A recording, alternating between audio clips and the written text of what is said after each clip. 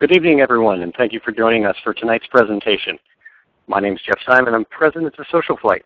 For those of you joining us for the first time, Social Flight is the web and mobile app dedicated to supporting general aviation. And we do that by helping pilots like yourselves fly more and experience everything that aviation has to offer. We're here because we have a passion for aviation. The Social Flight web and mobile apps map out tens of thousands of aviation events. This is from fly-ins to pancake breakfasts, FAA seminars, and presentations like this one tonight. We also have 200,000 points of interest and attractions you can walk to from airports, and a collection from over 100 built-in videos and recordings of past webinars. It's all completely free to you and made possible by companies such as tonight's featured guest, Continental Motors. As an A&P mechanic myself, I'm especially excited about tonight's presentation because engine compressions tend to induce an awful lot of anxiety with aircraft owners.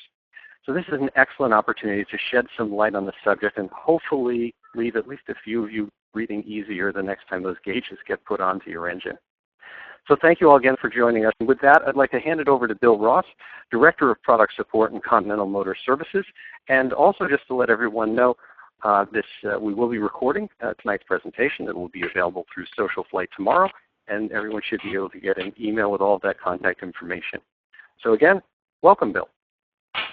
Thank you, Jeff, and good evening again to everyone out there. I want to thank you all for attending, taking time out of your evening to listen to me.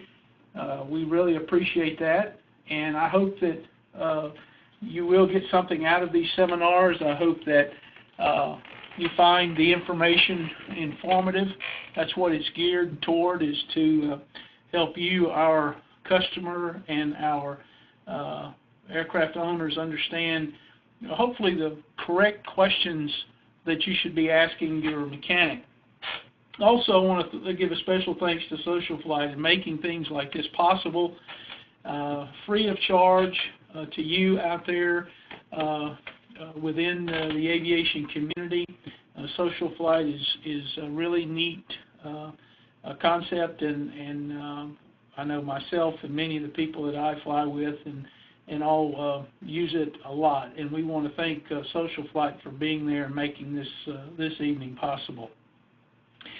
I know I sound like a broken record, but it is certainly a privilege and the highlight of my career to be able to speak on these topics and discuss these different topics that we've gone through during this series.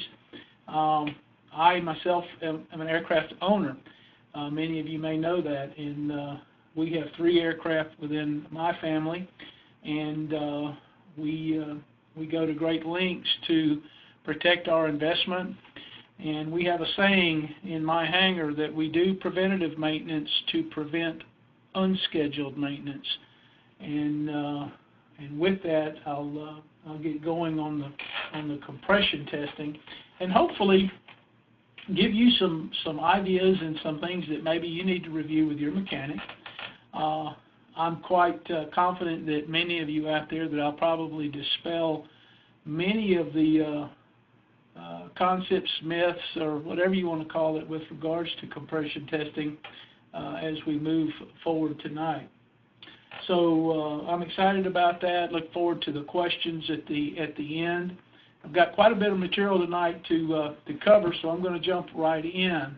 And one of the things that you folks need to do is indulge me for a moment as we start looking at the aircraft engine as a whole, and many of the engineering requirements that we have to do or get over when we design aircraft engines, and what we as customers and operators require out of our aircraft engines. We want them to be reliable. We want them to be powerful.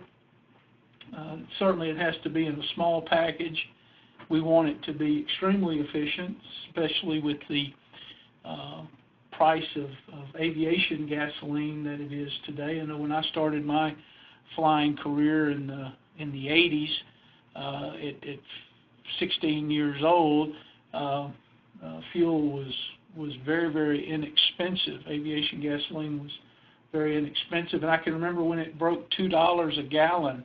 and we couldn't believe it, but it's very expensive. So we want efficiency within the engine. We're always looking for ways to make the engine lighter in weight, and the key thing we always want is no unscheduled maintenance before the TBO. When we engineer and develop an engine, it's a lot of work, it's a lot of investment. If you came to me and said, Bill, let's design a new generation aircraft engine, it could take 7 to 10 years and maybe $15 million worth of resources in order to do that and satisfy the requirements in the FAA endurance and certification of FAA 33.49. And we have to look at the engine from altitude performance. We have to ensure that you can lean the engine effectively without risk of any detonation margins, or give you plenty of detonation margin when leaning the engine. Torsional vibration, propeller integration, operation specification, instructions for continued airworthiness are some of the things that we have to do when we certify an engine, and things that we did when we certified. If you're a Continental owner, all of these things were mandated and complied with when your engine was certified. I want to point out a crude analogy, but I want you to think about this for just a moment. We design the engines with all of those things that I listed, and we design them to be pretty much bulletproof. Inherently, we consider the aircraft engines to be pretty robust. Let's compare it to an automobile. If we took an example, let's say if you have a Bonanza, and the owner flew that airplane for 180 knots for 1,000 hours, they would fly approximately 180,000 miles. If that same owner had a Lexus automobile, and we certainly, Lexus didn't pay me anything to say that tonight, but I just picked Lexus as a something that I think that we all associate with quality. It could be Cadillac, it could be BMW, whatever you pick. But when we get our automobiles to 180,000 miles, unscheduled maintenance is somewhat accepted. Now, if we had to have a new transmission in our Lexus at 180 or 200,000 miles, we wouldn't bat an eye at it, because we expect that. But we can get TBO out of these engines, and many of our owners do. And tonight we're going to talk about how to hopefully ask the questions to prolong cylinder life and understand what we're really looking at when we're doing the compression test. Also, when we drive the automobile, we're using about 10% of its rated horsepower down the interstate at 65, 70 miles an hour.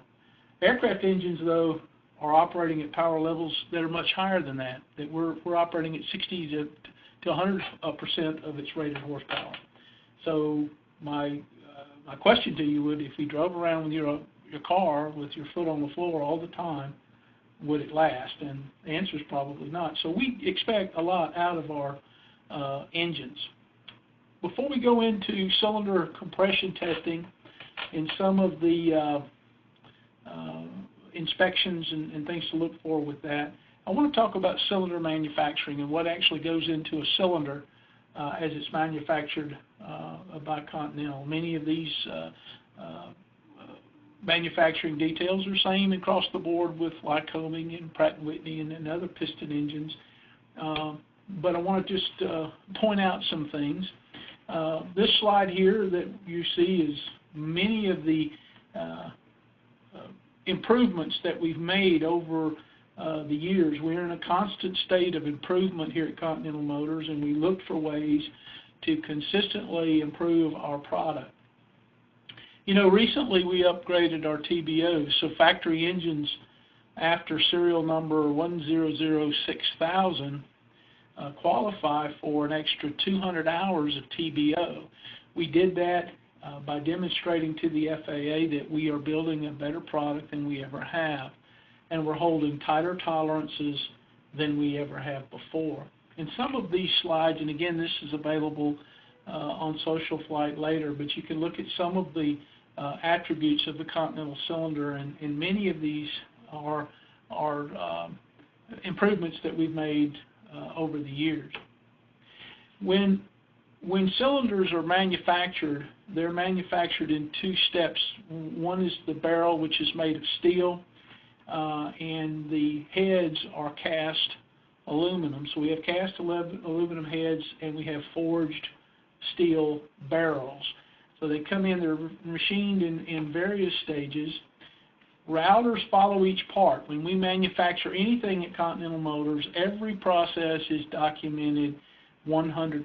And a lot of the processes that we do are uploaded into a computer assisted process planning system. So every single time we touch a component or a cylinder in this case, every step is documented. If you ever come and take a tour of the factory, which I encourage all of you out there, if you're ever in the Mobile, Alabama area and you would like to come and take a tour, all you have to do is call us at the customer service number that you'll see at the end of the presentation, and you can certainly come by at any time and we'll be glad to give you a factory tour. But you'll see these routers that follow each part through the factory. Deburr and sharp edge breaking is very important in cylinder manufacturing. You know, a lot of times when people have cracked cylinder heads, mechanics will state that, well, the owner did it and they did it because they retarded the throttle too quickly and they shock cooled the engine. And shock cooling is really a myth. There's not much data to substantiate that there's any credibility that shock cooling actually cracks cylinder heads. In fact, I joke with people that if you don't want to, if you're worried about shock cooling your engine, you should never select idle cutoff and shut the engine down, because that's clearly shock cooling, and definitely we wouldn't fly into rain. So the metallurgy that we have today, it's not something to worry about, but generally cracks that are found within cylinder heads are propagated out of a sharp edge that was left perhaps during rework or even during the original manufacturing of the cylinder. So sharp edges are very bad in cylinders and in aircraft engines in general. Now again, at the start of the presentation, we talked about how the aircraft engine has to be very, very lightweight, and it has to be robust at the same time. And when an aircraft engine is operating, there's a lot of movement, flexing, thermal expansion, contraction that's going on. And if you could video that, or if you did video that under slow motion video photography, an engine running, you would see movement of the engine. And sharp edges that are not broken with a radius edge can propagate cracks. So if you do see that, it's probably during either repair or when the cylinder was manufactured, there was less than desired edge that was broken on the cylinder. In the picture there to the left, we actually put the cylinder heads after machining into a soapstone tumbler, which is just a simple Arkansas stones that we tumble. We agitate that with a little detergent and water, and it actually does a great job. After we do that, we actually have operators that do it in a more meticulous fashion, where they go in and finish deburr by hand to make sure that all sharp edges are broken and that there's a nice radius so that no crack can propagate out of it. Once that's complete, then we go to the joining the barrel and the head together. And that's screwed together. There's a threaded a female joint in the head, and the barrel is threaded, and it's put together, it's screwed together. It's very interesting. Continental years ago had this machine that you see in the picture. We manufactured that machine special in order to do that particular process, that torquing of the head to barrel together. We built that machine. The heads go into an oven and they're heated to 600 degrees. They get their seats and their guides put in, and in the same step, and then the barrels are screwed onto the head. It's interesting how we do that. The machine actually measures the torque, and the computer and the system can only pass a good cylinder. It cannot pass something that is under torqued or not torqued properly. So this machine is very sophisticated. It was built just for Continental motors in order to do this one operation, and we do it very, very well. And again, the pedigree of the cylinder is documented on that the torque verification did pass. Once it's joined together, it's what the cylinder looks like as a finished unit as it comes from Continental motors. Years ago, Continental tried a pre-reamed valve guide. Many of you may be aware of that, where we tried to hold a little closer tolerance on that, and we went away from that in 2002, and now we do a ream to fit valve guide and seat cutting, and we do that again with a special tool to ensure that we have good concentricity between the valve, the guide, and the seat. If you have a cylinder that's been reworked by an overhaul shop or a new cylinder from whomever, either PMA or Continental, if it were to leak from the get-go, that could cause problems later on down the road with premature wear and valve damage. We test ours 100%, and we go to painstaking lengths to ensure that we have this good concentricity, and I'll talk just about that as I conclude talking about the cylinder manufacturing. The concentricity in the picture there is very important between the valve, the guide, and the seat, so that it's sitting in there straight, that the valve is not cocked sideways one way or the other, and that it's making full contact with the seat. In our new or our revised ream to fit guide and all, we have the special tool that has a pilot section that guides the tool into the guide. It reams. It has a pilot section for the seat, and then the seat cutter. So it's doing it all in one process and ensuring that we have good concentricity. I've tried to illustrate that in this next slide here, how concentricity is making sure that we have maximum perpendicularity between the valve and the guide and the seat, so that the seat and the valve is sitting in the seat, and it's sealing very well. There's no angularity in the valve sitting in the head that would cause leakage. And we check that 100% with a bluing. Many of you may be familiar with this, but it's putting a blue dye on there to ensure that we have the correct valve seat and seating done in the cylinder. We also pressure test, amongst other things, when the cylinder is complete. We also pressure test to ensure that the cylinder does not leak. Also, pistons, a lot of strides that we've made in pistons to make them very robust. Just a couple to name a few. The manganese phosphate coating that we have on our pistons is very important, as well as the ni-resist steel lands. That is a very, very hard layer of material that resists wear between where the rings sit in the pistons. And we have graphite coated skirts which minimize scuffing of the pistons to the cylinder wall. So by and large, we've made a lot of improvements over the years to our cylinder manufacturing. I know there's a lot of bad PR out there about cylinders in general, whether it be Continental, Lycoming, or any of the PMA manufacturers. People allege that they don't get maximum life out of, or the perceived life that they should, out of cylinders. And I just wanted to go over a few of those points with regards to cylinder manufacturing, at least to let you folks know that we do go to very, very great lengths to ensure that we are building the best product that we've ever put out of the factory. And again, I encourage you to come and tour the factory and look at those things firsthand. So all of you have a personal invitation from Bill Ross.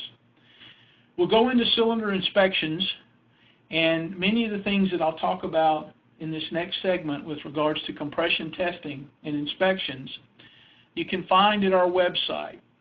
The bulletin number that I'll be referring to tonight is Service Bulletin 03-3.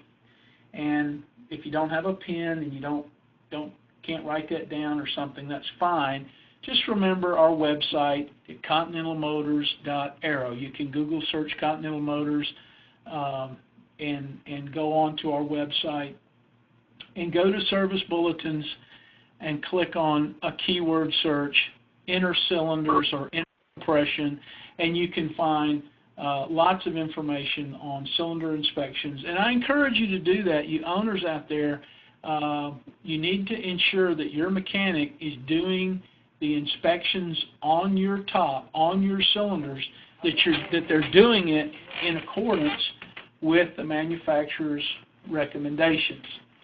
And here we see some cylinder inspections going on with regards to compression testing and borescope inspection, which we're going to talk about that in great detail.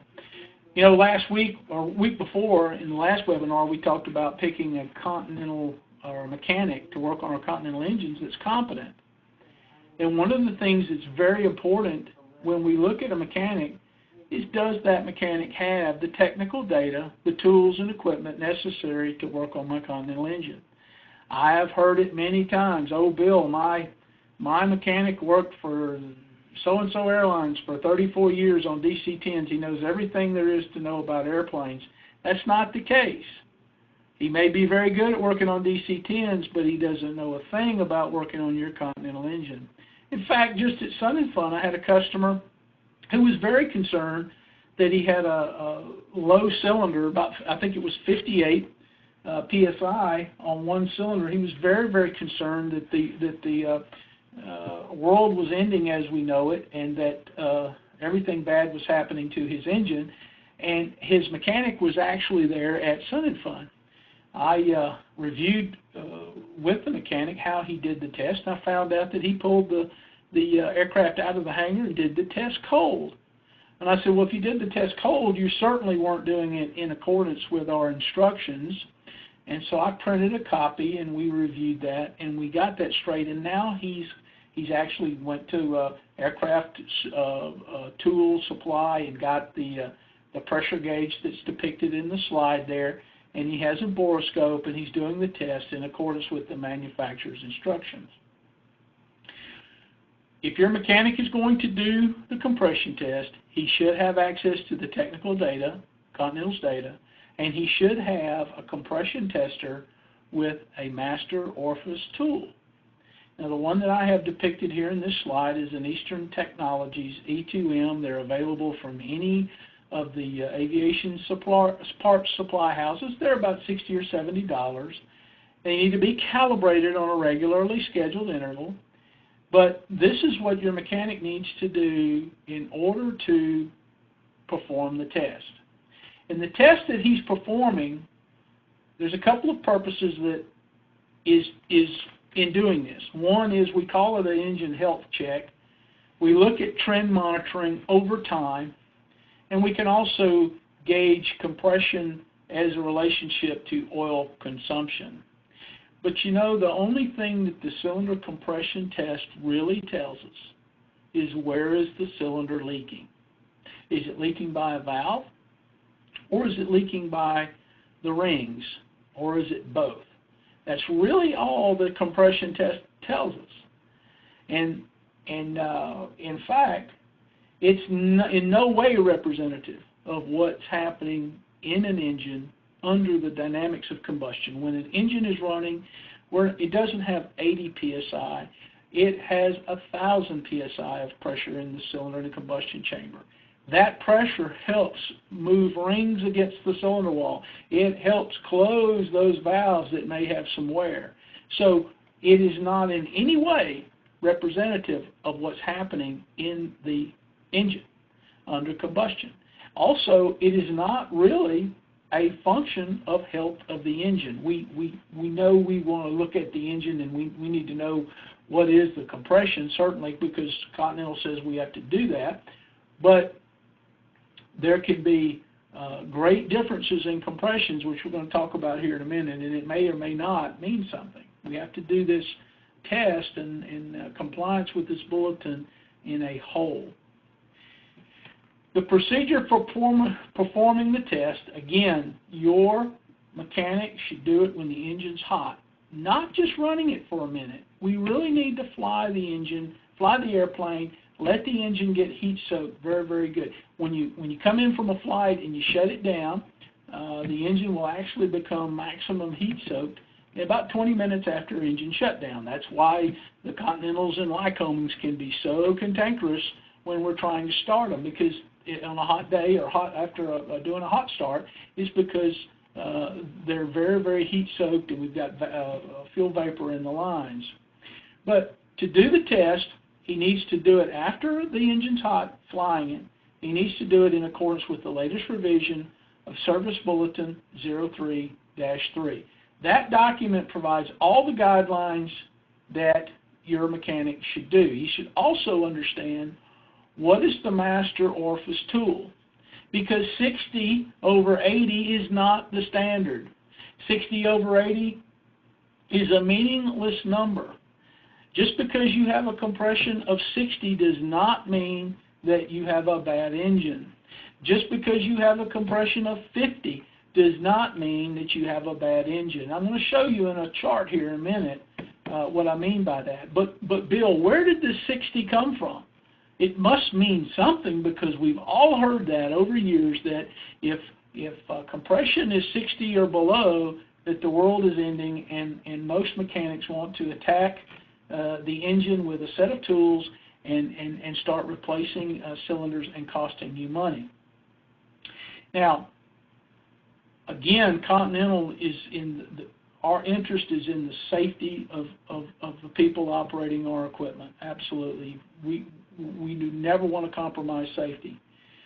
But we can have compressions that are very, very low, where the engine is still making rated horsepower. In fact, I have actually done tests where engine compressions were 0 on a differential compression test, and the engine, once it warmed up and during operation, made rated power. In fact, in order to detect an infinitesimal change on a torque meter or dynamometer, the compression is going to have to be extremely low, and I'm talking 0, 10, 20 pounds, in order to affect some change in horsepower. Why is that? Because, again, we're not represented with the 80 pounds that we're putting in the cylinder. We're not representing what's happening when the engine is operating. But where did the 60 come from? Well, for those of you who may be A&P mechanics out there, and those that are not, we as mechanics have to use a guideline if we don't have manufacturer's instructions for continued airworthiness. Many of you have probably heard of Advisory Circular 4313. That's what we use as mechanics, that are acceptable methods and techniques and practices for aircraft inspection and repair in lieu of manufacturer's instructions. And the FAA says if thou do not have manufacturer's instructions, you should use 60 pounds. And that's where that standard comes from. And that's where it's stuck in the hearts and minds of many mechanics out there.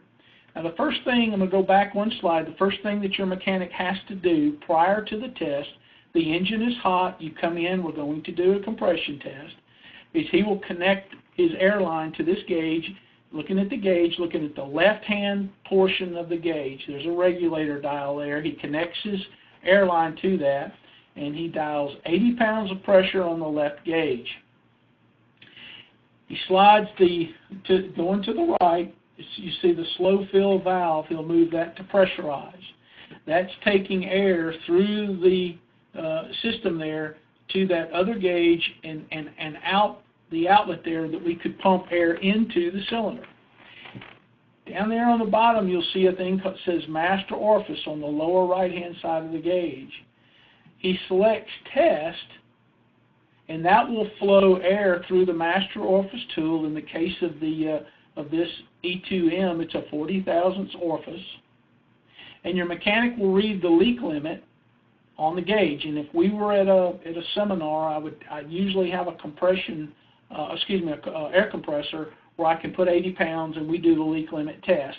My gauge in Mobile, Alabama on any given day ranges somewhere between 39 and 42. So that means that any engine that I bring in that I do a compression test on, and the compression is above 39, and the Borescope inspection is acceptable, I can safely return that engine to service without any degradation to horsepower, performance, or anything like that. We did that over the years. Years ago, people were changing cylinders at an alarming rate. Why are we doing this? Well, the cylinder's compression's 59, so the engine's not producing power.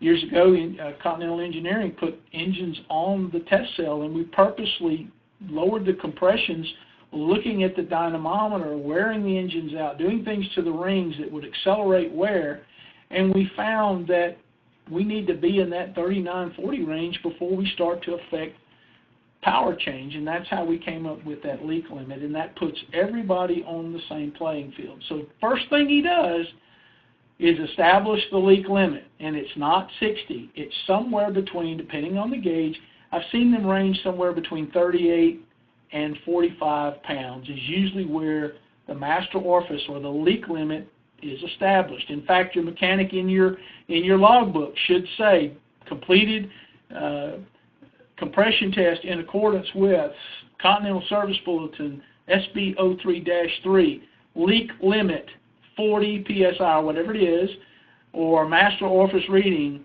40 psi, whatever it is, and then the respective compressions. Once the mechanic has established that, he turns the test feature to off, and he's done with the master orifice tool from now on. Now he's just doing a differential test. He's pumping 80 in, and he's reading the differential on the gauge. That's all he's doing. We're not flowing anything through the master orifice any longer. So it's very important that your mechanic understand the master orifice tool. If he does not, he's not heard of 03-3, or he doesn't believe in what we're saying in this bulletin, that mechanic may quite likely be costing you money. So make sure that you're using a mechanic that understands the service bulletin. I've said this many times, I'll say it again.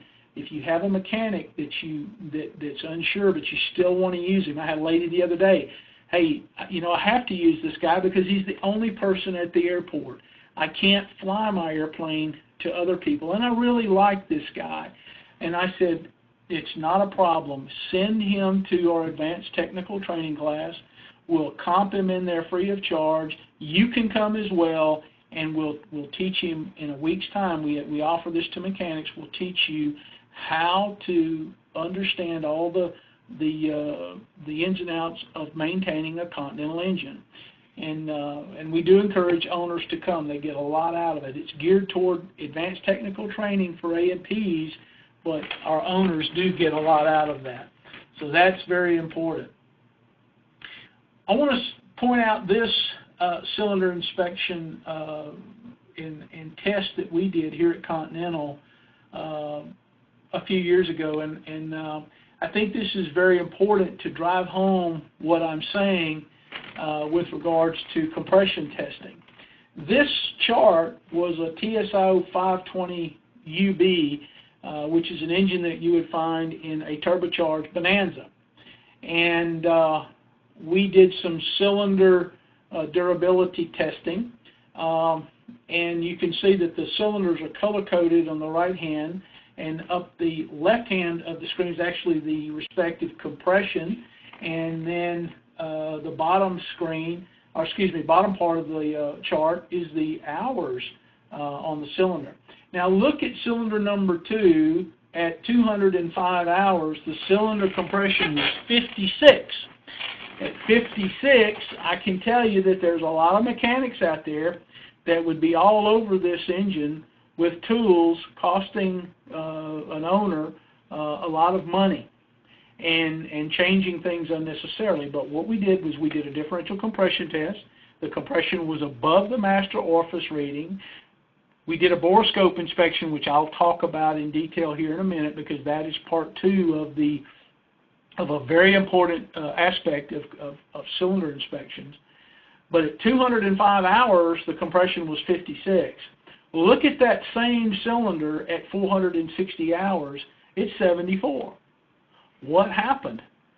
Well, it could have been something as simple as a little carbon under the valve. There's a host of things that it could be, but compressions are cyclical.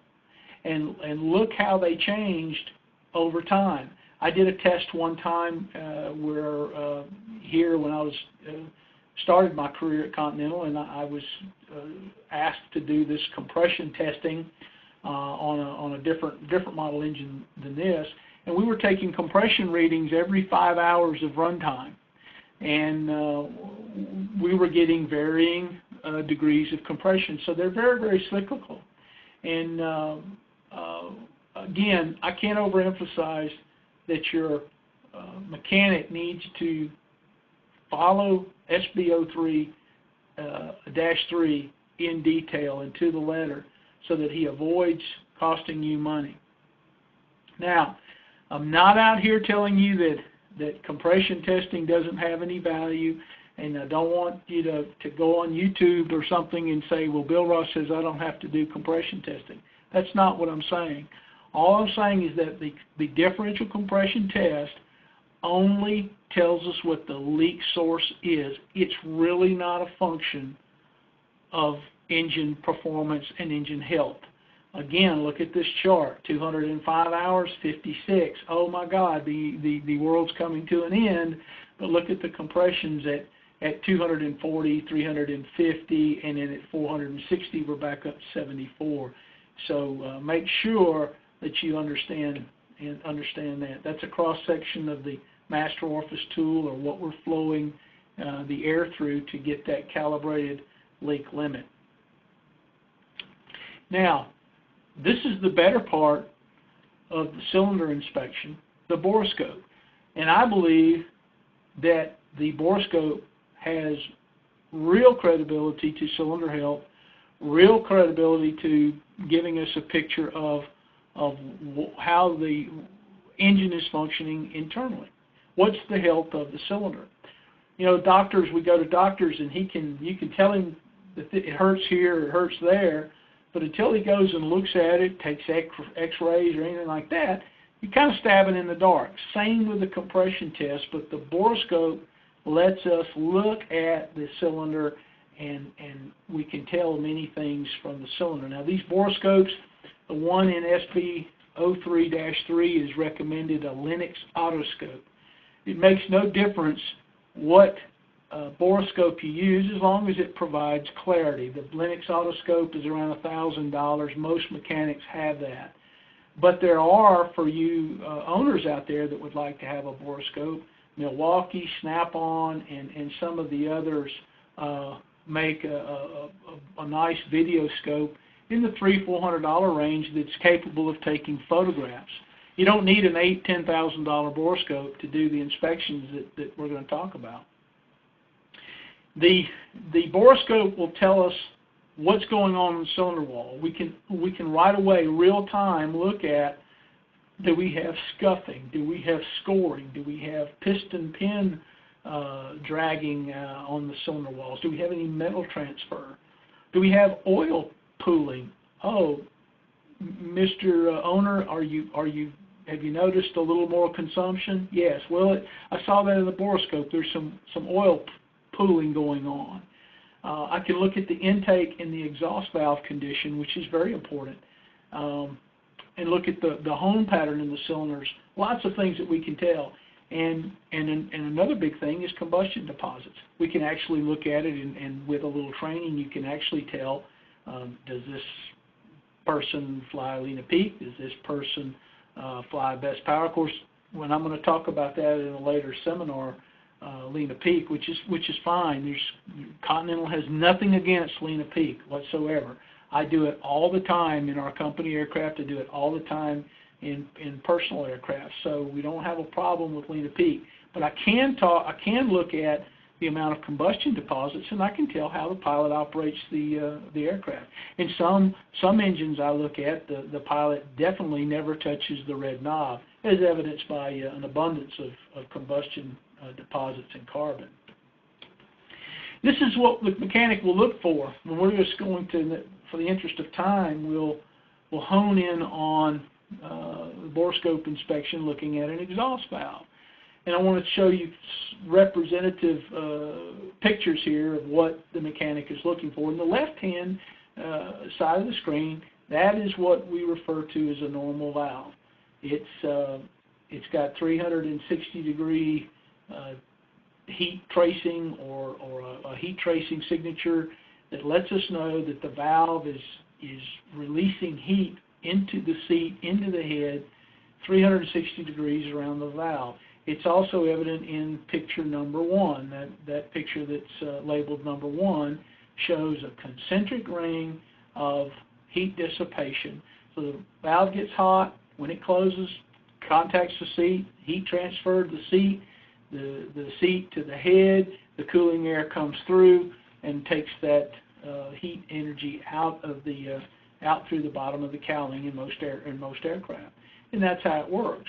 When we look at valve number 2, we start to see a concentrated area between the 9 o'clock and, say, the 11 o'clock or 11:30 position, where the cylinder is become very, very concentrated. Here I've got my cursor over that. I hope you folks can see that.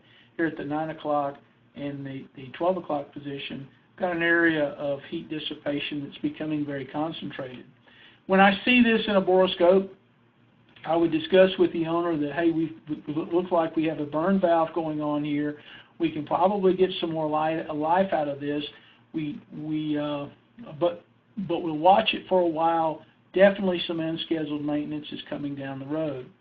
When we get to the severity of number 3, we can see a very concentrated area of heat at the 12 o'clock position.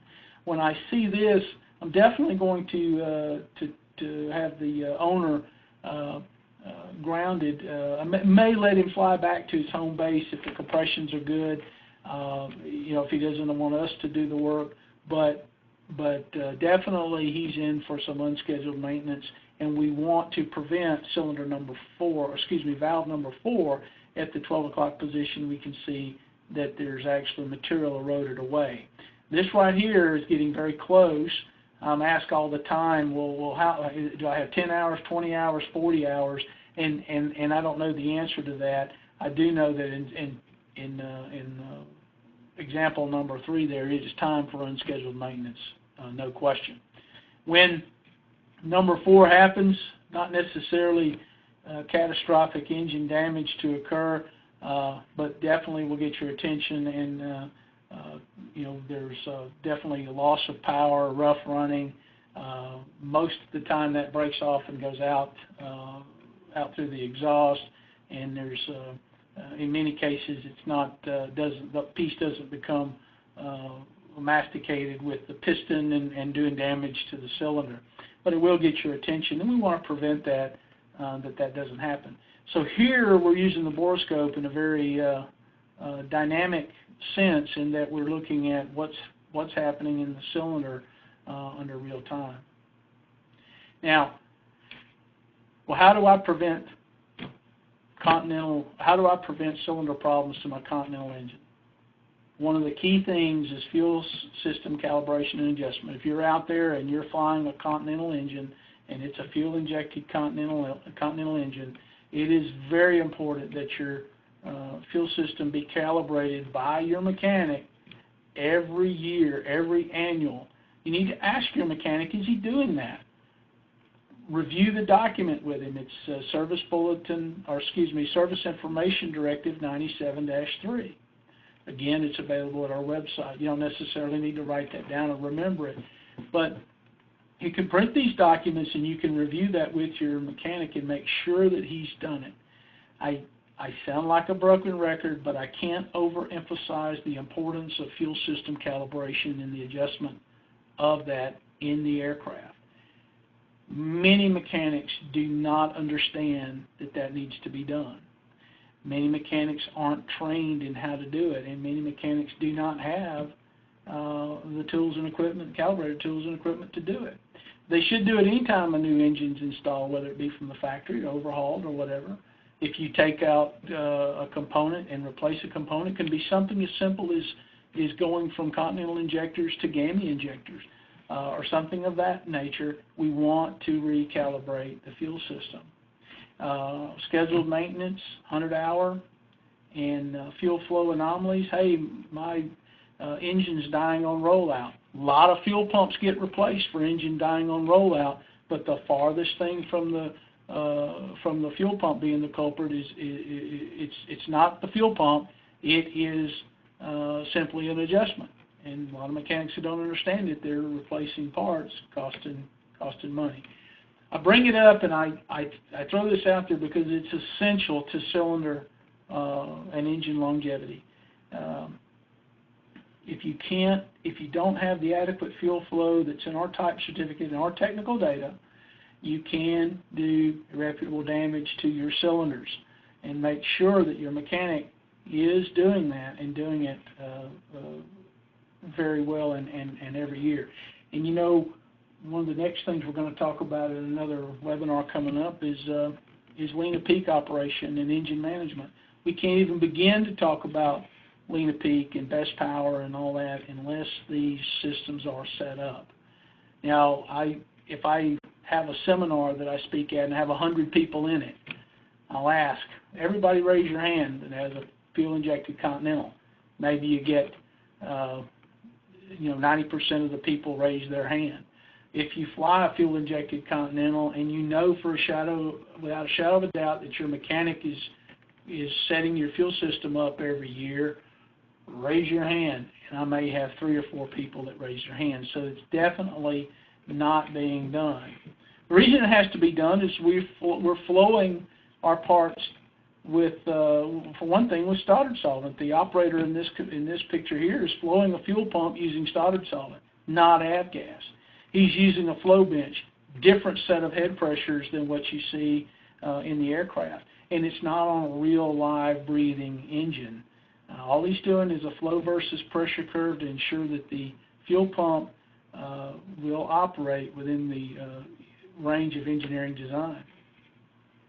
Down there in our lower right-hand corner, there's a Barber Pole Tag, leaves on every engine that leaves Continental or Continental Motor Services as an overhaul, rebuild, or factory new. And it says before putting the aircraft back into service that the fuel system must be calibrated. And you know we have mechanics that tear those off and throw them in the trash. The single biggest item of maintenance for a Continental engine, the single biggest contributor to premature cylinder problems, and something that is probably the most often overlooked item of maintenance. It's not rocket science. It's very easy to do if your mechanic understands the fuel system. He's also looking at the engine instruments, that they're accurate when he sets this fuel system up. Make sure that the engine is not causing, if you have erroneous engine instruments, that they're not causing operation outside of engine limits. Very important. Example, here, if you look at the tachometer is reading a little less than 2600, but the calibrated prop tach that we have on the dash is reading 2732 RPM. So if this fuel system is set accordingly, again, not using the correct RPM, we could be outside of engine limitations, and we could be doing damage to cylinders. Very important that that be done. I want to talk another thing this evening about ring seating, and I'll conclude with engine break-in and that, and then I'll take questions. I'm asked a lot of times when we talk about cylinders, we talk about compression testing, we talk about engine break-in. And if you look at a cylinder when it comes from the factory, we put what's called a hone pattern in it. In the picture there to the left, you'll see that there's some peaks and valleys within the metal in the cylinder, on the inside of the cylinder. And we do that, we purposely scratch the cylinder, if you will, and put those scratches in there to retain oil. That's there simply for oil retention. In the right-hand section, this is what can happen when we have an oxidation of the lubricating oil or form an oil oxide coating, crystallization, if you will, of that oil, which can fill those peaks and valleys with a solidified oil that renders the piston ring to work like a squeegee. It's just moving oil back and forth, and that can lead to consumption problems. Engine break-in, we've got a technical brief on our website. Make sure that you, if you have a cylinder change or you do a top overhaul, whether it won or not, you go and you read this document. Basically, it's 25 hours back on mineral oil and fly it at a 75% power at a best power or richer mixture. We're not against lean a peak at all, but we are against lean a peak during engine break-in. Now, I've heard people tell me that they can break an engine in running at lean a peak and that they're very successful, but we do not want that to occur. We want the engine to have good combustion pressure during the break-in. As evident in this particular slide here, the combustion pressure helps to move the ring against the cylinder wall, and we desire that during engine break-in. Combustion gas comes around, it moves the ring. We call the rings, that pitch that the ring has there, a semi-keystone design, so that ring under the force of combustion will squeeze against the cylinder wall. Another reason why the compression test is not really representative of what's happening in the engine when it's operating. Got another illustration here where the combustion pressure in the left-hand side is striking the ring and the piston all together, and it moves the ring against the cylinder wall. We want that during break-in. If we run at high RPM and low manifold pressure and we baby our engine and we're worried about that type of thing, what can happen is we can form an oil oxide coating in the right-hand picture. You can see that the combustion gases is coming around the inside of the ring between the piston ring and the piston ring land, and that can go down. It can form an oil oxide coating on the cylinder walls. It can coat the oil control ring, rendering it inoperative. It gets solidified with leads and bromide deposits that render it non-functional, so it can't float, it can't move, and it can't do its job, and that leads to lots of wear problems and can lead to oil consumption issues. So high combustion pressure is not a four-letter word. It's good. Our engines are designed for it, and we definitely want that during engine break-in. Real quick on product support, and I'll conclude. I'm about out of time. We've talked about this in some of the other webinars, but we do have 45 team members in product support, licensed pilots, aircraft owners like myself. Many of us are very in tune with what it takes to own and operate an aircraft, and we're here to support you in any way that we can with questions. And we take questions and provide data for people that run A65s, W670s, or a brand new turbocharged 550 out of the factory. So it doesn't matter. If you're a Continental owner, you're part of the Continental family. Continental Motor Services, again, if you've got mechanics that don't understand how to maintain your aircraft at the Fairhope, Alabama airport, just across the bay from the factory, Continental Motor Services has the staff and the trained staff to maintain your engine in the best way possible with the most competent people, I think, in the industry. We're there for you. We can overhaul Lycoming, Continental. We do lightning strikes, STC conversions. We do a lot of work for our customers at the same facility in Fairhope. we do cylinder repairs. We have a state-of-the-art cylinder repair station there, and when you do have cylinders that are outside of the limitations set forth in SBO 3-3, we have the ability to repair those cylinders. We can do it in a 1-day to 2-day turnaround too. In fact, not long ago we got a cylinder at 10 o'clock in the morning, and 4:30 that afternoon it was back on its way to the customer totally repaired. So keep us in mind at Fairhope, Alabama, if you need any repair to cylinders. It doesn't matter if it's ours, Lycoming, or Superior ECI, doesn't matter. We service all brands of cylinders. We also added to Continental Motor Services our avionics repair shop, and we're truly building a one-stop shop for our customers that we can do have a lot of capabilities with that. We can do annual inspections, do avionics upgrades, repair, IFR certs, all that we can do. If you're in the market for a new engine, we certainly are the place to call. Continental Motor Services, Fairhope, Alabama. The number is listed there. Or sales@continentalmotors.aero. Drop us an email. Whether it be a Lycoming, Continental, overhaul, rebuilt, new, doesn't matter. We can do the factory direct engine sales to you. And ignition system products, airframe parts, Cessna, Diamond Beach, Cirrus, you name it, we've got you covered and can supply the parts to support you. Again, sales@continentalmotors.aero, or the number listed below there. And again, that's the picture of our website, continentalmotors.aero. Many of the things that I talked about tonight with regards to compression testing, you can find under support materials, service bulletins, and you can easily do a keyword search and find a lot of the data. Print that out. I encourage you to print it out, print those documents and review them with your mechanic. It's not going to do anything but save you money in the long run and ensure safety and reliability of your aircraft. So we encourage you to do that, and if you have any questions from a technical point of view, you can always call that 888-326-5465, excuse me, that is a misprint, 888-826-5465, and you can get a hold of us there, and we can answer those questions.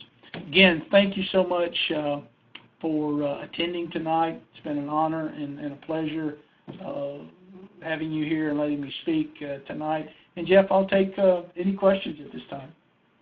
Thanks, Bill. I appreciate that, and thank you so much again for taking the time to do this tonight. This is obviously one of the most important maintenance topics that comes up, and I know it does put a lot of anxiety into a lot of folks out there, and so this is very, very helpful. One of the questions that we got has to do with Breakin. If you could talk just to cover one more time about when you talk about power pressures and things like that you want during the Breakin process, that would be great. Yeah, be glad to, and that's a good question because it's certainly an area of controversy. When an engine is either new, rebuilt, overhauled, you do a top overhaul where you replace all the cylinders, or maybe only one cylinder was removed and serviced, we want to complete a break-in on that engine. And so Continental recommends that you service the engine with mineral oil, straight weight mineral oil, for 25 hours. And you operate the engine at the first hour at a 75% power setting at a best power or richer mixture. Now what that's doing is providing the maximum combustion pressure for that engine in a cruise configuration. At the second hour, usually an hour flight, you come back in and your mechanic does a look, listen type of inspection, looking for any leaks, anything going on after the repair, and then the owner goes out and flies the second hour of the break-in at a 65-75% power setting, and again at a best power or richer mixture. After that 2-hour break-in flight is complete, then the engine needs to be, again, for 25 hours on mineral oil, and then we want to avoid for the first 25 hours. Any slow flight, air work, things like that, training that would maybe get our cylinder head temperatures extremely high. We want to keep them cool during the incipient life of the engine. Once that's done, you should see oil consumption begin to stabilize at the 5 to 7 hour mark, and the engine's broken in. If it does not break in, that can be evidenced by a lack of oil consumption stabilization, and once the engine has accumulated 8, 10, 12 hours, it probably will not occur. An oil oxide coating has formed, and unfortunately the only way to get that broken is to remove those cylinders and put another home pattern in there. So very, very important that that be done and be done properly. Again, any questions that anyone has on break-in technique or what have you, give us a call here at Continental. We'll work with you. Bill, anything different when it comes to turbos? Do what now with turbos? Bill, anything different when it comes to turbocharged engines? No, nothing different when it comes to turbocharged engines. Okay. So another thing that comes up fairly often is when we talk about fuel injectors, obviously, and there's companies that balance that, there's things like that. What comments do you have on that? On balanced fuel injectors? Yes. Yes. Good question. For many, many years, we had there's been an evolution of the fuel injected engine. If you're flying an updraft Continental engine in a Bonanza or Baron or Cessna 200 series airplane, like 206 or something like that, those engines have what's called an updraft induction system. And there's a balance tube in the front of them that kind of connects that together. And they're not a perfect world. Volumetrically, the engine doesn't breathe equally. We came out with a cross-flow engine, as you see on the Cirrus and some of the new aircraft, where the intake plenum is on the top and the intake comes in over the top and down the exhaust out the bottom. Those have balanced induction systems. Those engines are pretty close on the alignment of the peaks right out of the box, with just every injector drilled at the same size. What we found, though, and that worked very well for many, many years. In phase one of Continental fuel injection was just, okay, everybody has a 12E or a 12D nozzle. They have, one size nozzle. Then we tuned the nozzles to each other so that we made sure that a 12D in cylinder 1, 2, 3 was a 12D and that they were drilled the same way. So they were tuned amongst themselves. Then we did, and Continental offers, a position-tuned nozzle on many of its engines. And what that does is take out, for those variabilities in volumetrically, the differences in the induction system by changing the size of the nozzle, changing the fuel distribution to one cylinder or another. And in the cross-flow engines, they can be dead on. In the updraft engines, they can be very, very close. They're a good thing. They will certainly align the peaks. Many of our customers use them. Many of our engines most of our engines come from the factory with the position-tuned nozzles as a standard. I mentioned GAMI. They make a great product. They tune the engine for the cruise. Continental's position-tuned nozzles are tuned, throughout the entire power curve.